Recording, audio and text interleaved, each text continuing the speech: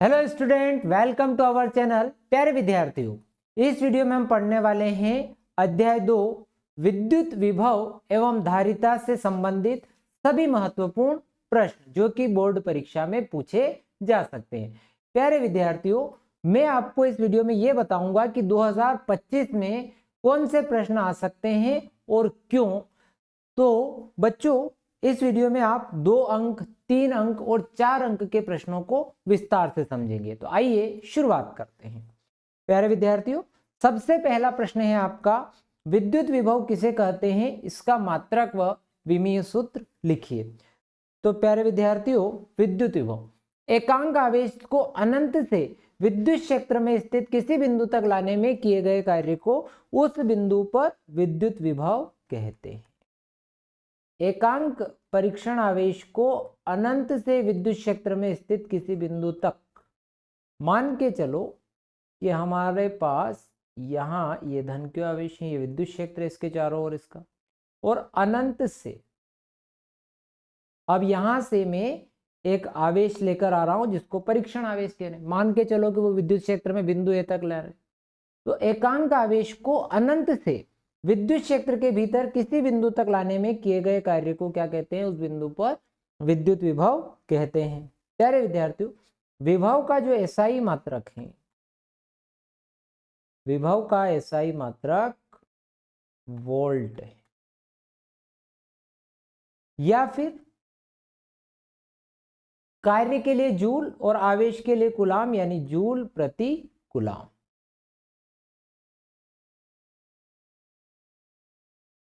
विमीय सूत्र, कार्य का विमीय सूत्र ml वर्ग t माइनस 2, आवेश का at, तो m1 l वर्ग t इनवर्स 3 a इनवर्स 1।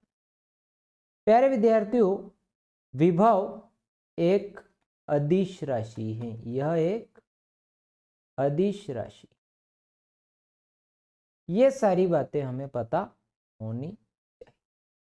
क्या हो गया भाई, कि विद्युत विभव क्या है कि एकांक आवेश को अनंत से विद्युत क्षेत्र में किसी बिंदु तक लाने में किए गए कार्य को उस बिंदु पर विद्युत विभव कहते हैं। सूत्र के रूप में अपन ने ऐसा लिख दिया, मात्रक विमीय सूत्र आपको बता देना है। अगले प्रश्न पर आते हैं, इलेक्ट्रॉन वोल्ट किसे कहते हैं। ठीक है बच्चों, तो इलेक्ट्रॉन वोल्ट, एक इलेक्ट्रॉन वोल्ट वह ऊर्जा है जो किसी इलेक्ट्रॉन को 1 वोल्ट विभवांतर द्वारा त्वरित होने पर अर्जित होती है। 1 इलेक्ट्रॉन वोल्ट बराबर 1.6 गुणित 10 की घात माइनस 19 जूल, यानी 1 इलेक्ट्रॉन वोल्ट हम क्या कह रहे हैं, वह ऊर्जा है जो 1 इलेक्ट्रॉन यानी 1 वोल्ट विभवांतर द्वारा त्वरित होने पर करता है। कोई इलेक्ट्रॉन 1 वोल्ट विभवांतर द्वारा त्वरित होने पर अर्जित करता है। भाई आपने किसी इलेक्ट्रॉन, उसको जो 1 वोल्ट विभवांतर को द्वारा आपने त्वरित कराने के लिए जितनी ऊर्जा की आवश्यकता है इलेक्ट्रॉन को, उसे आप क्या कहेंगे, इलेक्ट्रॉन वोल्ट कहेंगे। अगले प्रश्न पर आते हैं, धारिता किसे कहते हैं, इसका मात्रक तथा विमीय सूत्र लिखिए। विद्युत धारिता, तो प्यारे विद्यार्थियों, हम सब ये जानते हैं कि किसी चालक को अगर आप क्यू आवेश देते हैं,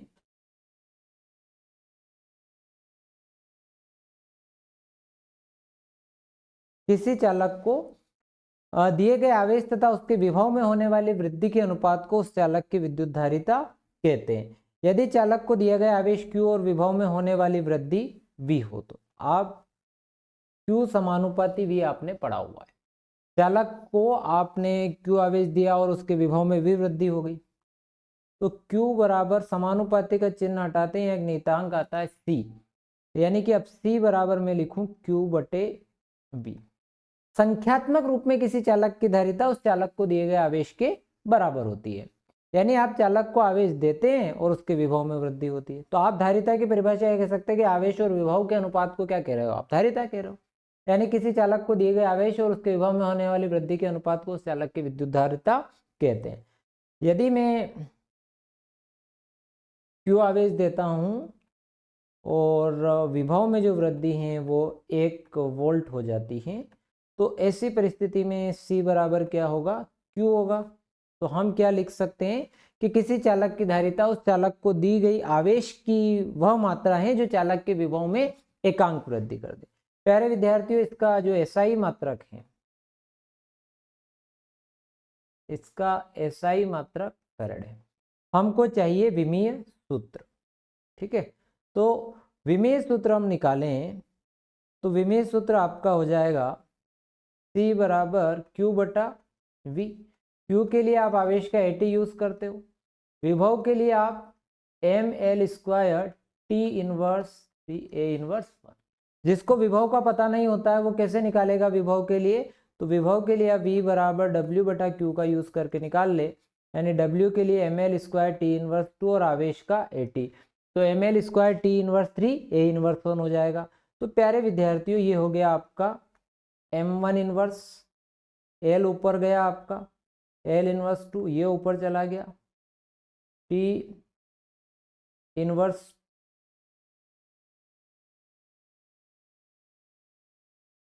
T इनवर्स 4 है ना, T इनवर्स 4 और A1। तो क्या आया, C बराबर आया M inverse L inverse 2 T⁴ A1। ये आपका है धारिता का विमीय सूत्र। तो धारिता का विमीय सूत्र हो गया M1, ठीक है, M inverse L inverse 2 T⁴।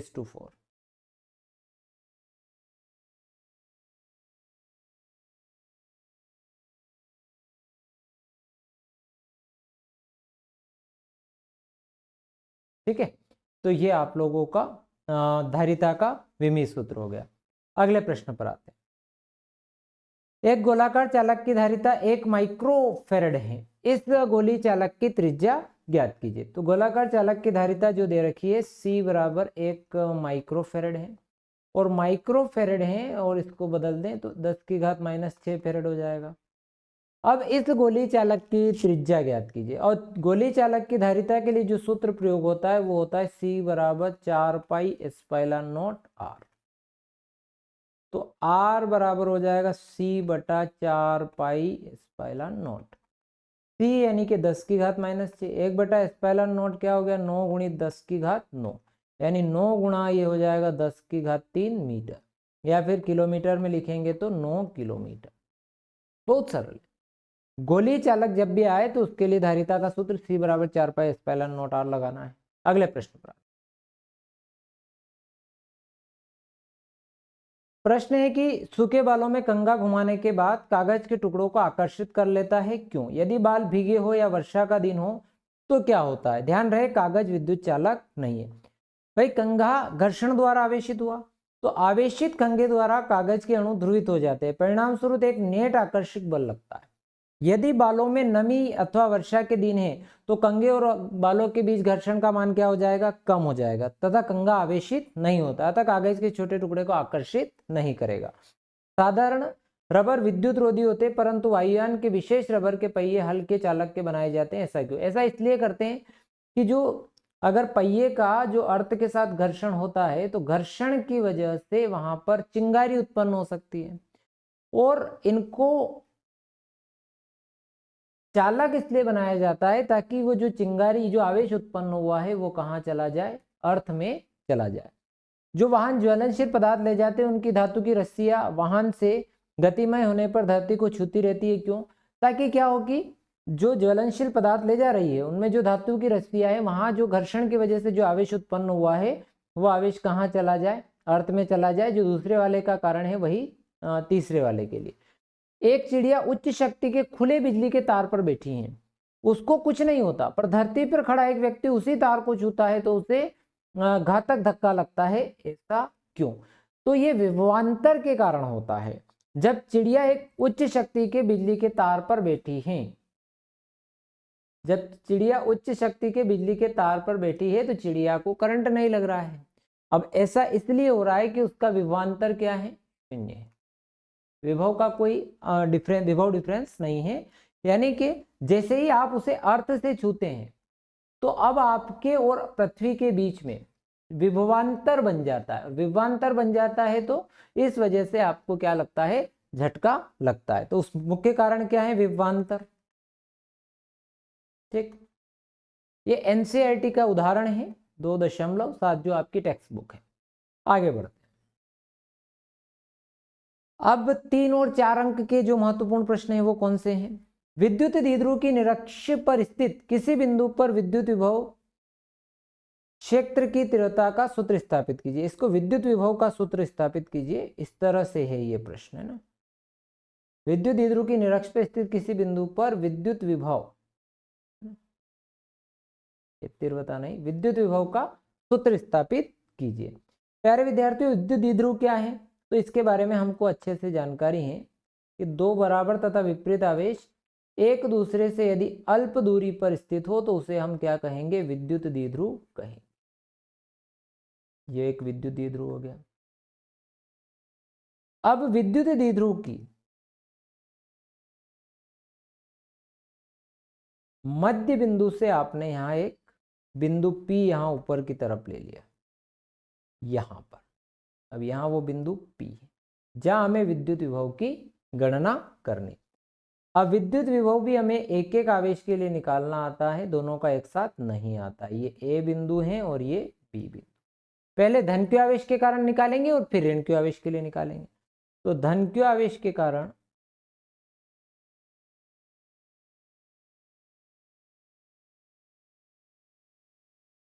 बिंदु P पर विभव, तो V1 बराबर 1/4 पाई एप्सिलॉन नॉट Q/R होता है, तो यहां हो जाएगा BP।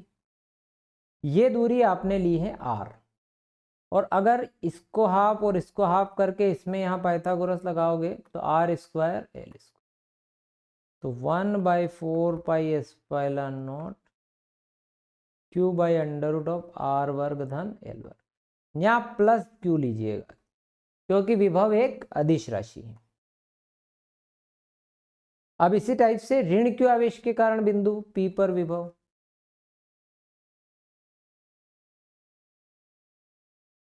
के कारण बिंदु P पर विभव, तो V2 बराबर 1/4 पाई एप्सिलॉन नॉट Q/AP, तो 1/4 पाई एप्सिलॉन नॉट Q/AP। अब ये जो AP है ये आपका हो गया √R वर्ग धन L, तो इसकी जगह आ जाएगा √R वर्ग धन L। अब ये हो गई आपकी समीकरण नंबर 2। अब विभवांतर चाहिए, यानी कि परिणामी विभव चाहिए हमको। परिणामी विभव यानी दोनों को ऐड कर दो, V बराबर V1 प्लस V2। मैंने अभी कहा था कि धन आवेश है तो धन लेना है, ऋण है तो ऋण लेना है, क्योंकि धनावेशित वस्तु का विभव धनावेशित तथा ऋणावेशित वस्तु का विभव ऋणावेशित होता है। अब ये दोनों मान आप यहाँ रख दीजिए, तो 1/4 पाई एप्सिलॉन नॉट Q/√R वर्ग धन L वर्ग। अब ये माइनस और ये plus, minus 1/4 pi epsilon not Q/√R वर्ग धन L वर्ग। इससे इसकी पिक्चर खत्म, V बराबर आ गया 0। तो निरक्षीय स्थिति में विद्युत विभव का मान क्या होता है? 0 होता है। ये 3 अंक के हिसाब से। अगला प्रश्न है बच्चों आपका, संधारित्र किसे कहते हैं, इसका सिद्धांत समझाइए। बच्चों, संधारित्र के बारे में जब आप बात करेंगे, है ना, संधारित्र क्या है, तो संधारित्र विद्युत ऊर्जा संचित करने का एक साधन मात्र है।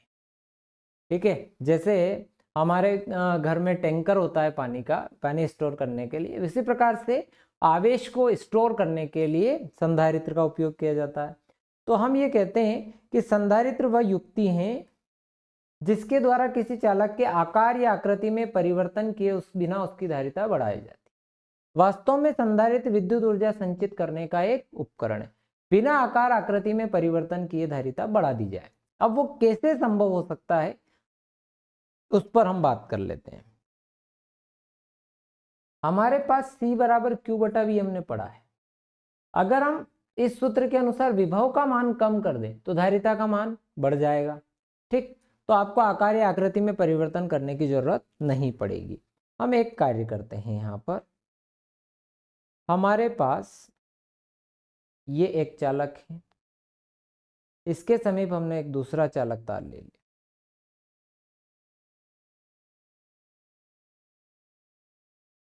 हमारे पास एक चालक ए है, इसके पास में एक चालक बी।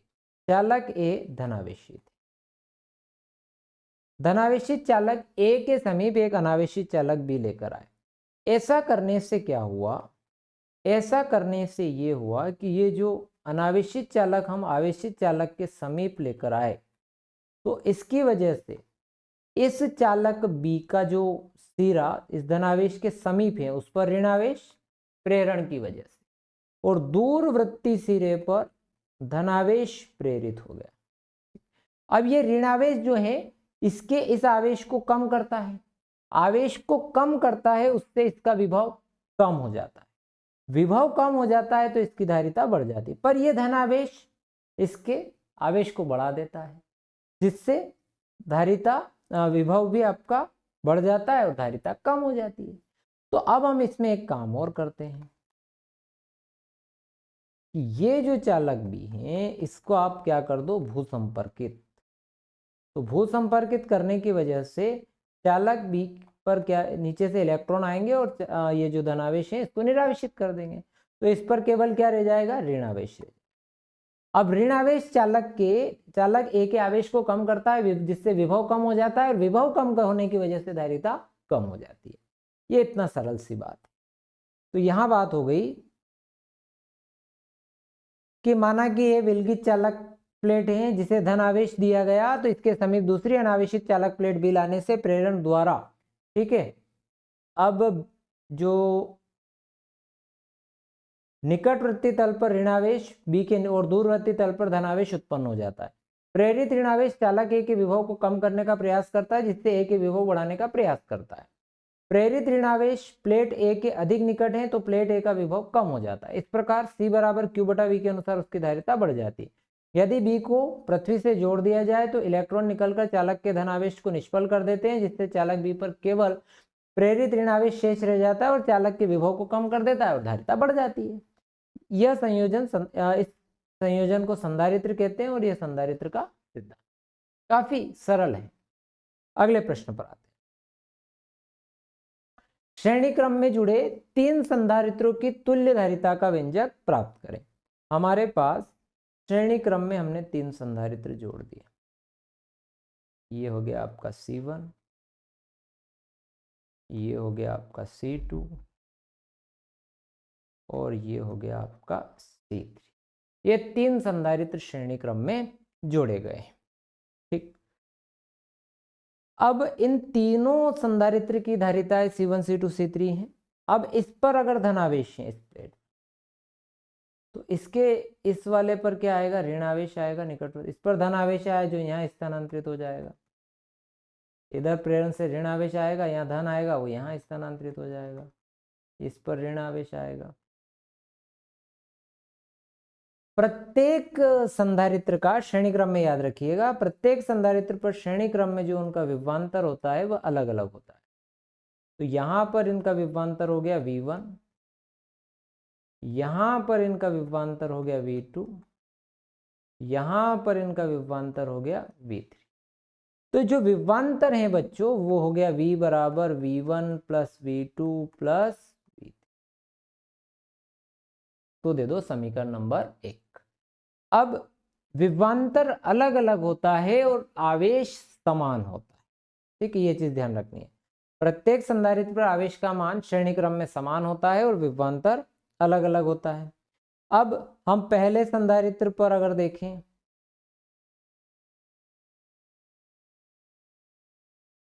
पहले संधारित्र पर विभव, तो V1 बराबर Q बटा C1। ठीक है, C बराबर Q बटा V होता है, तो V बराबर क्या हो गया, Q बटा C1। फिर दूसरे संधारित्र पर विभव, इसी टाइप से V2 बराबर Q बटा C3। तीसरे पे भी निकाल लेते हैं। तीसरे संधारित्र पर विभव, तो V3 बराबर क्या हो जाएगा, Q बाय C3। अब ये जो V1 V2 V3 आए हैं, इनका मान कहाँ रखेंगे? समीकरण 1 में। V1 V2 व V3 का मान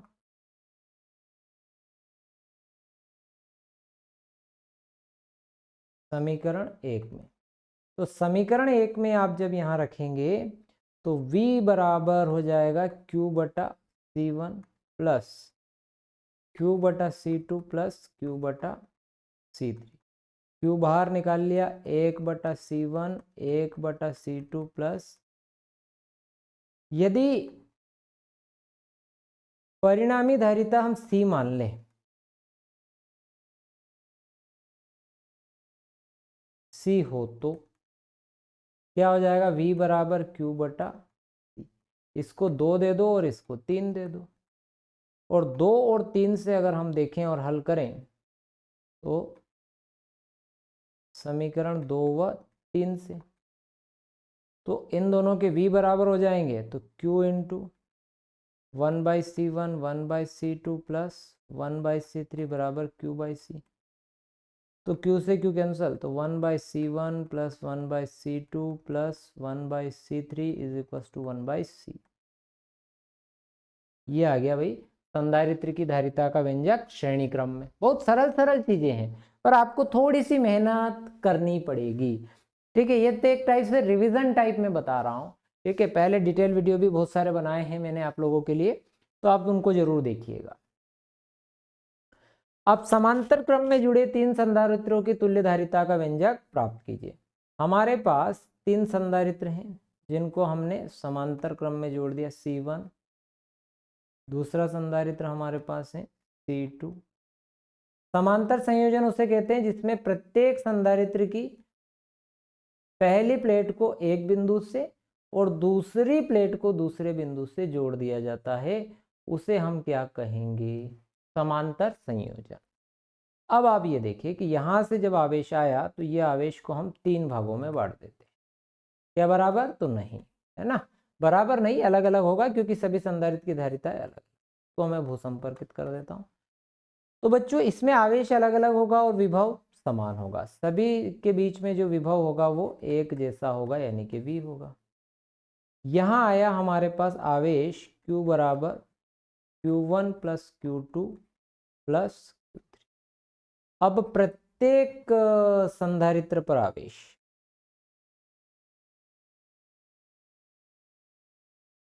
तो हम हर एक संधारित्र पर आवेश की बात करें तो Q1 बराबर C1V, Q2 बराबर C2V और Q3 बराबर C3V। और ये मान हम इसमें समीकरण 1 में यहाँ रख देते हैं। तो समीकरण 1 से तो Q बराबर C1V plus C2V plus C3V। V अगर कॉमन निकाल लो तो C1 plus C2 plus C3। यदि परिणामी धारिता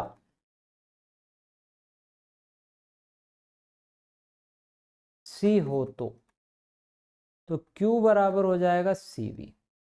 इसको दे दो समीकरण नंबर 2 और इसको 3 दे दो, तो समीकरण 2 व 3 से तो CV बराबर V इंटू यहाँ हो जाएगा C1 plus C2 plus C3। इस V से V कैंसर, C बराबर C1 plus C2 plus C3। बच्चों मैं आपसे ये कह रहा था कि भाई मैं आपको एक बात बताऊंगा कि कौन सा प्रश्न आएगा और क्यों आएगा।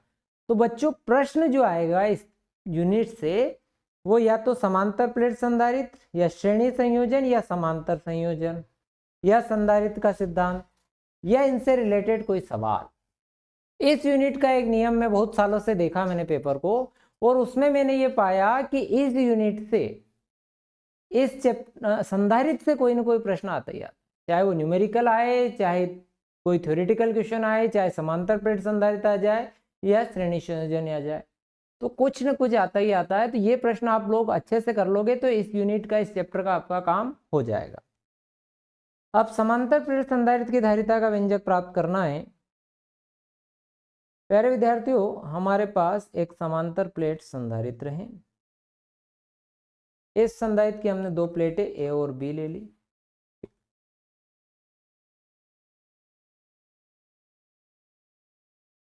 अब दोनों के बीच की जो दूरी है वो है डी। दोनों प्लेटों के बीच की दूरी हम लोगों ने ले ली है यहाँ पर डी। अब इसको यहाँ जब हमने धनावेश दिया, प्लेट ए को हमने धनावेश दिया, और जब आपने इसको धनावेश दिया तो प्रेरण के कारण प्लेट बी के इस वाले तल पर ऋणावेश और बाहर वाले तल पर धनावेश, और आपने जब इसको अर्थेड कर दिया, जमीन से जोड़ दिया, तो नीचे से इलेक्ट्रॉन आए और इस पर जो धनावेश था उसको निष्फल कर दिया। अब हम तीन जगह निकाल सकते हैं वैसे तो धारिता, यहाँ पर, यहाँ पर और यहाँ पर। हम मध्य में निकालेंगे। यहाँ जो बाकी की जो इस वाले एरिया और इस वाले एरिया की जब आप बात करते हैं, जिसको मैंने पहला और दूसरा दिया, तो इस एरिया में धारिता शून्य हो जाएगी। जब हमारे पास दो प्लेटें हैं, है ना, तो एक जब हम प्लेट की बात करते हैं, किसी प्लेट के लिए आप जब निकाल रहे हैं, इस प्लेट के लिए जब हम धारिता निकाल रहे हैं, तो प्लेट की जो विद्युत क्षेत्र की तीव्रता होती है वो सिग्मा बाई एप्सिलॉन नॉट होती है, और विभवांतर का जो सूत्र होता है V A minus V B बराबर ई इंटू डी होता है। ठीक, हम विभवांतर क्यों निकाल रहे हैं भैया? तो विभवांतर हम इसलिए निकाल रहे हैं क्योंकि हमें धारिता चाहिए सी बराबर Q upon V A minus V B. तो विभवांतर में विद्युत क्षेत्र की तीव्रता होती है, और जब हम बाहर की तरफ बात करते हैं, धनावेश के लिए विद्युत क्षेत्र की तीव्रता तो इधर बाहर की तरफ होगी, मतलब धनावेश की तरफ, धनावेश से दूर, ऐसे ऐसे इसी टाइप से। जब हम ऋणावेश की बात करेंगे तो विद्युत क्षेत्र की तीव्रता ठीक उसकी तरफ, यानी ऐसे। और जो दोनों की तीव्रता होती है वो होती है सिग्मा बाई 2 एप्सिलॉन नॉट। जब प्लेट के लिए बात करेंगे, अनंत लंबाई की चादर के लिए आप जब देखते हैं आवेशित चादर के लिए विद्युत क्षेत्र की तीव्रता, तो सिग्मा बाई 2 एप्सिलॉन नॉट आती है। सिग्मा बाई 2 एप्सिलॉन नॉट एक दूसरे के विपरीत होने के कारण ये एक दूसरे को निरस्त कर देते हैं।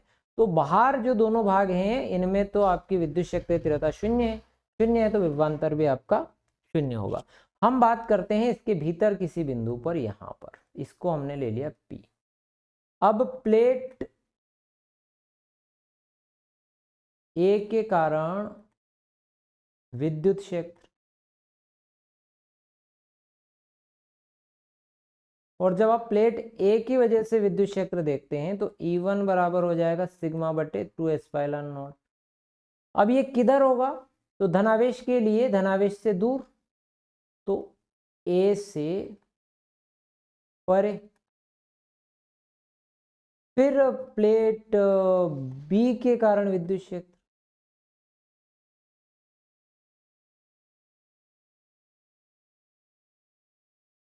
तो E2 बराबर सिग्मा बटे 2 एप्सिलॉन नॉट। अब ये बी की तरफ, E1 तो उससे परे था, अब ऋण आवेश के लिए उसकी दिशा विद्युत क्षेत्र तीव्रता उसकी तरफ होती है, तो ये क्या आ जाएगा बी की ओर। क्योंकि ध्यान से देखो तो दोनों की दिशाएं एक ही तरफ हो गई, तो हम परिणामी तीव्रता जब निकालेंगे,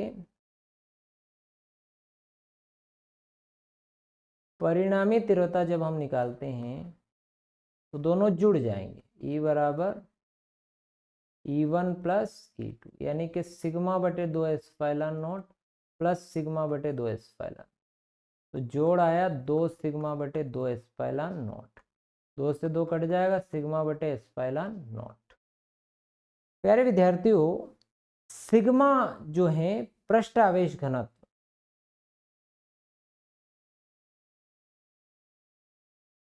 है ना, यहाँ प्लस सिग्मा और यहाँ माइनस। पृष्ठ आवेश घनत्व सिग्मा बराबर होता है क्यू बटा ए। अब इस क्यू बटा ए को मैंने यहाँ पुट कर दिया, तो ये हो गया क्यू बटा ए एप्सिलॉन नॉट, ये तो आ गई तीव्रता। अब हमें चाहिए विभवांतर, तो विभवांतर V A minus V B E into D, ये आया क्यू बटा A epsilon naught into D. और अब हमें चाहिए संधारित्र की धारिता,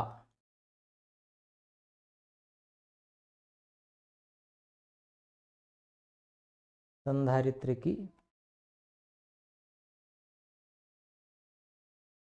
धारिता C बराबर होता है क्यू बटा VA माइनस VB, या मान रखेंगे Q बटा, ये हो जाएगा Q बटा A एप्सिलॉन नॉट, इस Q से Q कैंसर, तो आया C बराबर A एप्सिलॉन नॉट बटा D। कभी कभार इसको प्रभावित करने वाले कारक भी पूछ लेता है, तो आपको लिख देना है कि जो धारिता होती है वो क्षेत्रफल के अनुक्रमानुपाती, धारिता जो होती है उसके बीच, दोनों प्लेटों के बीच की दूरी के व्युत्क्रमानुपाती होती है। अगले प्रश्न पर आते हैं, ये मोस्ट IMP है ना, ध्यान से। अगले प्रश्न पर आते हैं, 9 पिकोफैरेड धारिता वाले 3 संधारित्र को श्रेणी क्रम में जोड़ा गया है, संयोजन की कुल धारिता क्या होगी, और 120 वोल्ट की जो सप्लाई से जोड़ दिया जाए तो प्रत्येक संधारित्र पर विभवांतर क्या होगा। अब इनको श्रेणी क्रम में जोड़ा गया 9 पिकोफैरेड वाले को, 3 संधारित्र हैं, तीनों ही जो हैं C1 C2 C3 मान के चलो, तीनों ही है 9 पिकोफैरेड। अब जो फॉर्मूला है इसके लिए श्रेणी संयोजन के लिए, वो है 1/C 1/C1 1/C2 plus 1/C3। तो सभी के अंदर हो जाएगा ये 1/9 1/9 यानी कि 9, तो 1 धन 1 धन 1 यानी कि 3/9, 3 त्रिया 9, तो C बराबर रिवर्स कर देंगे तो 3 पिकोफैरेड। ये तो आ गया पहले प्रश्न का उत्तर।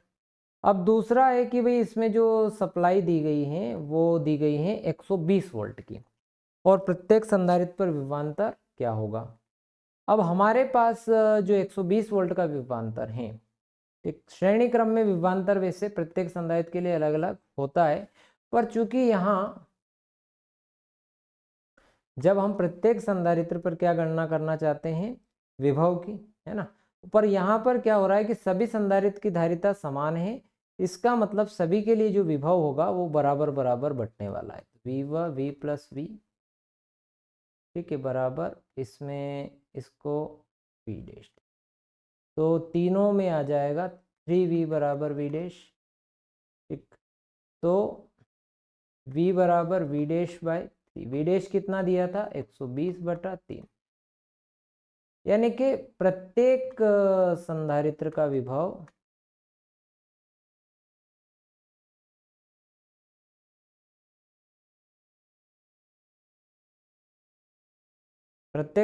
का विभव 40 वोल्ट। अगर ये इनका अलग अलग देता, ठीक है, अलग अलग धारिता होती, तो फिर हम सूत्र लगाते V बराबर Q बटा C, ठीक है, और फिर हम यहाँ पर इनका जो आवेश हैं और वो पूरा मामला करके हल करते, ठीक है, पर हमें इसमें इतनी जो है मेहनत करने की अब जरूरत नहीं है। प्रश्न है 2 पिकोफैरेड 3 पिकोफैरेड 4 पिकोफैरेड धारिता वाले 3 संधारित्र पार्श्व क्रम में जोड़े गए हैं, अर्थात समांतर क्रम में ये जोड़े गए हैं, और जब इनको समांतर क्रम में जोड़े गए हैं तो संयोजन की कुल धारिता और 100 वोल्ट के समभरण से जोड़ दे तो आवेश चाहिए।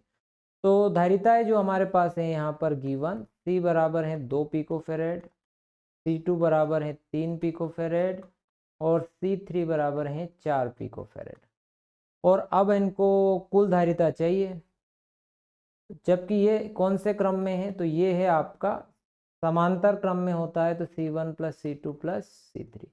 इसी टाइप का प्रश्न 2024 की परीक्षा में आया था, तीनों को जोड़ दो तो 2 प्लस 3 प्लस 4 कितने हो गए, 5 4 9 पिकोफैरेड। अब हमें प्रत्येक संधारित्र पर आवेश चाहिए, तो हमारे पास जो सूत्र है, पहले संधारित्र पर आवेश,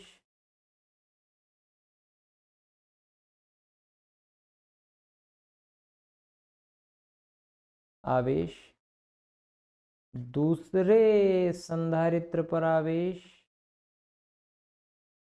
और इसी टाइप से तीसरे संधारित्र पर आवेश हम निकालेंगे।